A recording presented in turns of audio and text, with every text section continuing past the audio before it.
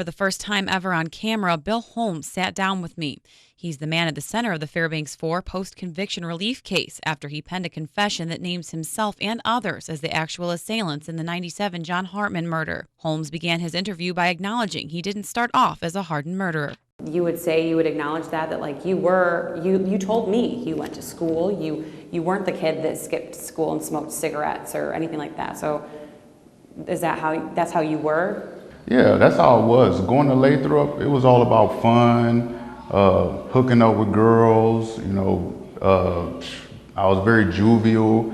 I wasn't violent or angry or nothing like that. It was all about sports until I started smoking weed. And then once I started smoking weed, that's when I began to slowly change. And, I didn't graduate on time. And all those things, I believe, affected me to where I started just going down a dark road. Take me down that dark road. How did you get there? Well, for me, some people may not look at weed as, they say it's a gateway drug, but for me, weed was the beginning of my downfall. I started hanging around a different crowd once I started smoking weed. I started, that was really, I started hanging around a different crowd.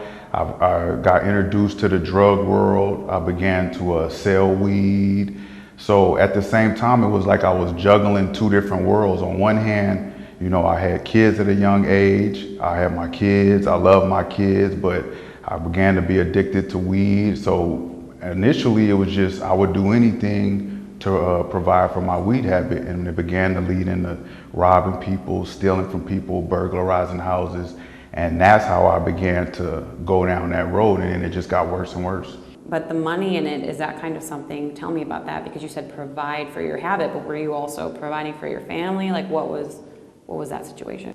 Well, in the beginning, it was just about getting high off marijuana. Then eventually, probably once I would say I turned like 19 or 20, then it began about trying to provide for my family or just provide for the lifestyle. So it just began. It wasn't until I started delving into selling cocaine that things really spiraled out of control. But around 2001, when I started selling cocaine, that's when I just upped the ante, because I know in that world that, if either you got to be willing to protect yourself or people are going to prey on you. So I began robbing people, robbing other drug dealers.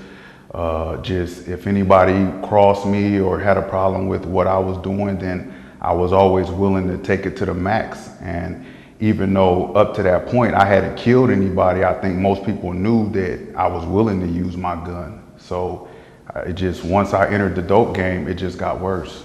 Well, back in the day, I was very manipulative. A lot of people, they knew the good side of me, and I would use that against people. I would gain their trust, then I would rob them or steal from them and things like that. So it's a lot of people out there that they don't really probably understand how I ended up here, because the Bill they knew was a person that was kind, loving, friendly, and that was a part of me. But once I got involved in drug dealing, the mentality I had was that in order to be on top in the drug game, you had to be the most ruthless. So I chose to be, instead of being the prey, I chose to be the predator, and I took that to the max. Holmes says he briefly left Alaska, and when he came back, all bets were off. When I came back, I began to sell cocaine. I robbed somebody, and in that house, I thought there was only weed, but there ended up being cocaine. And from there, I just started selling cocaine.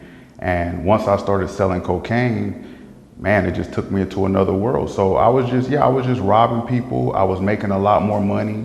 I began to be a lot more flashier, and I just think it just all went to my head. I stopped caring about, to me, when you go down that dark road, it makes you more callous. So I stopped caring about friends. I started robbing friends, and I just stopped caring. And that's, to me, once you go down that road, that's what happens to you. You start becoming more and more immune to the things you're doing.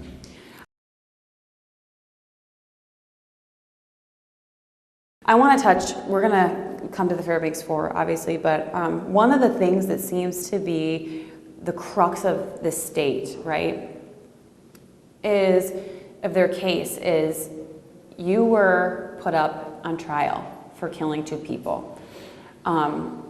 And they keep pressuring you, asking you, you know, why didn't you use the information that we'll get into, what you know, against the other people in that case to get you a lesser sentence. Next, Holmes addressed for the first time the murders that he is serving a double life sentence for. It was hatched out of a plot between him and Jason Wallace to kill Fairbanks man Hakeem Bryant and Chris Martin. A lot of people are probably wondering what happened. As far as me and Hakeem, we were both heavily into the drug game.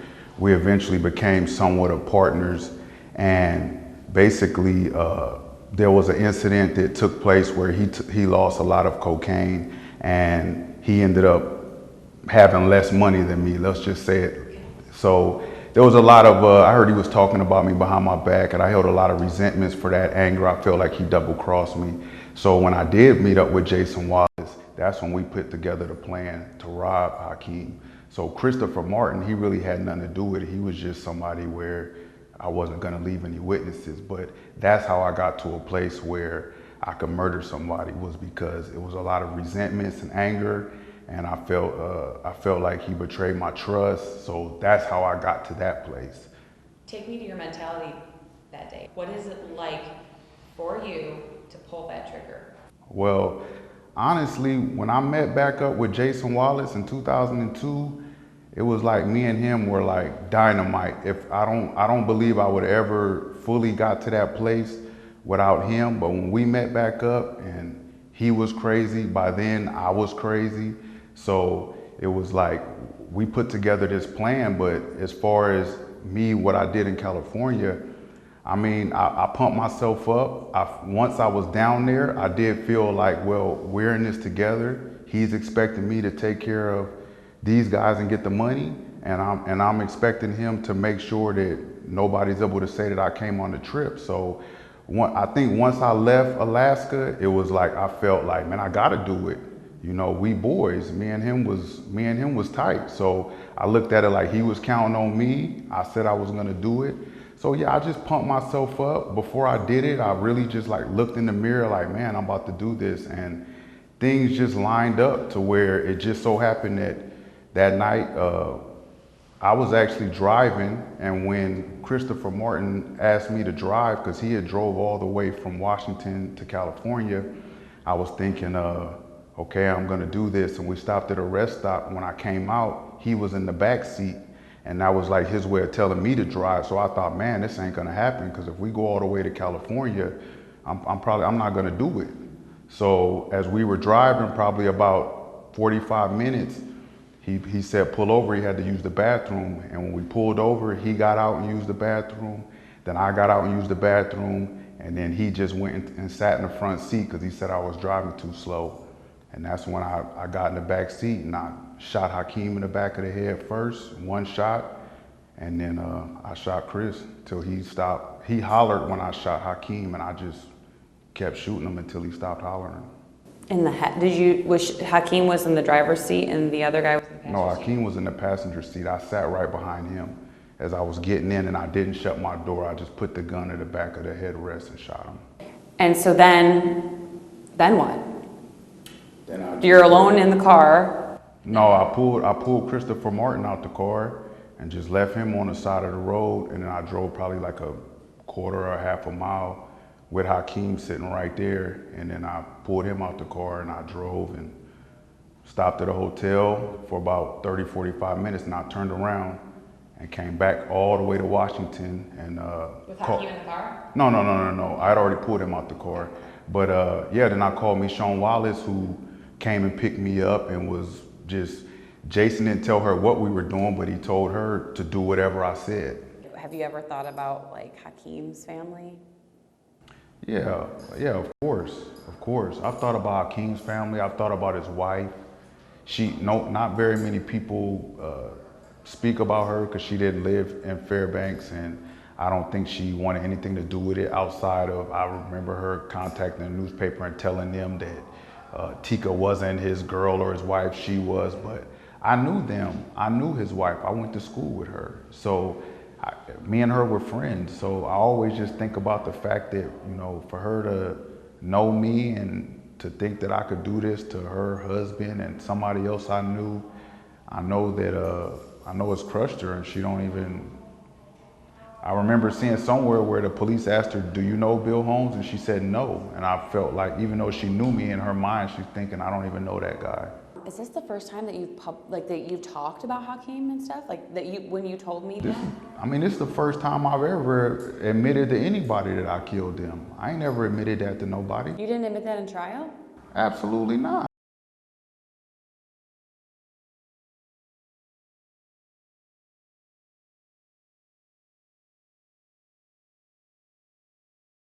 Next, Holmes addressed the Fairbanks Four case, to which he's the center of, after penning a confession that alleged it was him and his group of friends who were responsible for the 1997 murder of Fairbanks teen John Hartman. Is there any question that those 4 guys killed John Hartman in your mind? No, there's no doubt in my mind. The people responsible for John Hartman losing his life is the 5 guys that I mentioned, including me. The person that killed John Hartman is Jason Wallace. He stomped him out. He told me he stomped him out. He knows it. Marquez knows it. Shelmar Johnson knows it. And Rashawn Brown knows it. And I know it. Plain as that. When I was in the underworld, I mean, to me, I made my own rules. I never was under anybody. I never was led by anybody. I never was in gangs, because I always looked at that as being weak. So for me, I made my own rules and I did what I wanted to do. And even now, it doesn't bother me. People in that world, I'll be labeled a snitch and all of this, but I got the same mentality as now that I'm trying to do something right, I'm gonna do what I gotta do. I don't care what people think about it. I'm gonna do what's right. And I personally believe that by every day that God gives me the breath to live another day, I still, even in here, have choices between doing right or doing wrong. And today I'm just choosing to do what's right. Holmes has implicated Jason Wallace, the man involved in the multi-state drug murder plot that landed them both in prison for multiple murders. In the 5-week trial, Wallace finally took to the stand under a blanket of immunity, and pleading the fifth, he denied any involvement in the brutal beating that left the 15-year-old dead. I did not kill John Hartman, or was I ever involved in the killing of John Hartman? I'm assuming because maybe he has hopes of getting out one day, or he doesn't want to be implicated in this. But to me, the irony is that when he got on the stand and testified against me, he spoke about wanting to get all these things off his chest, having a peace of mind, and he even went so far as to look at me in trial and say that I hope that Bill will one day have this peace and have this peace of mind that I have today. And to me, the irony in that is, well, I do have that peace of mind now, and that's why I'm coming forward and telling the truth and being honest, because I do believe the truth will set you free. So I just believe that the truth needs to be told. And it may seem a little weird to people, but I'm not here for the Fairbanks Four or for Jason. I'm just here really for myself, between the commitment I made between me and God, and that's it. So I've always said that, I mean, I hope it helps them guys, but I'm just here to tell the truth, and whatever comes out of that, I'm already cool with that.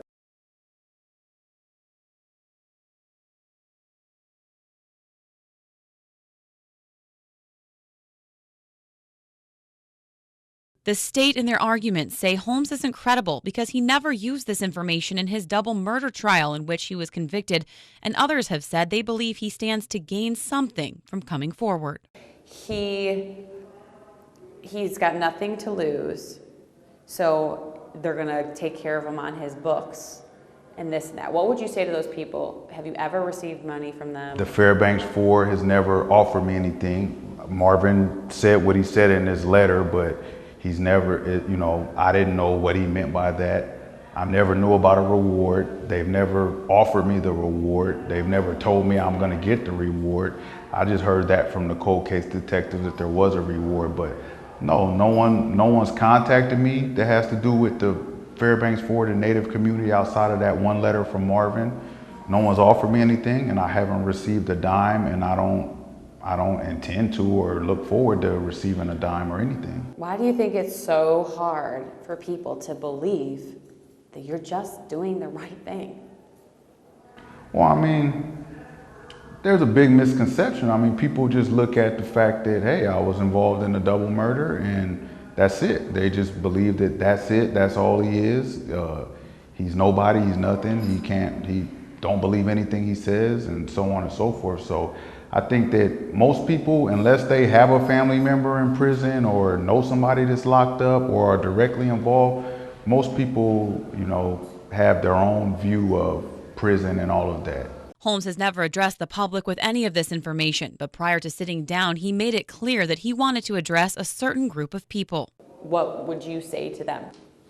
I'd first like to start with the Hartman family, and I like to tell them that, it's very hard for me to even address them because I'm pretty sure they don't want to hear anything from me.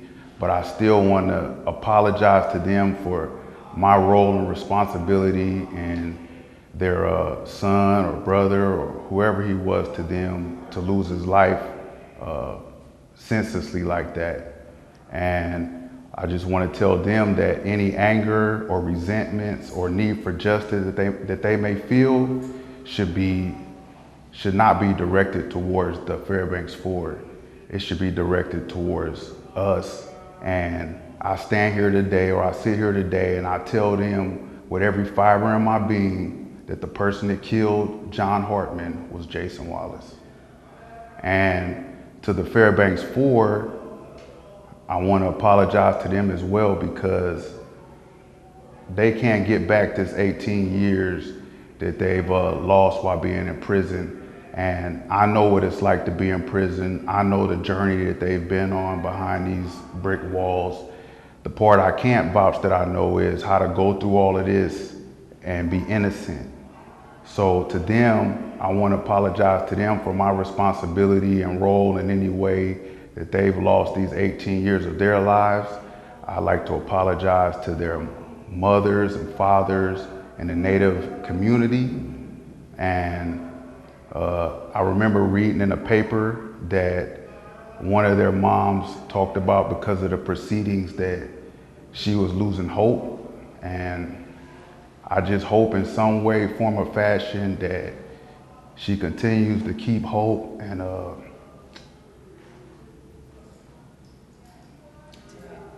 just continue to believe in her son's innocence. And I want them to know that no matter what, I'm gonna be in their corner no matter how this turn out. And it don't matter how many trips I gotta take up here or how many times I gotta get on the stand, I'm gonna see this thing through. And I just apologize to them and the whole Native community for them boys having to be looked at like they committed this heinous crime, because if don't nobody else know, I know that they didn't do this.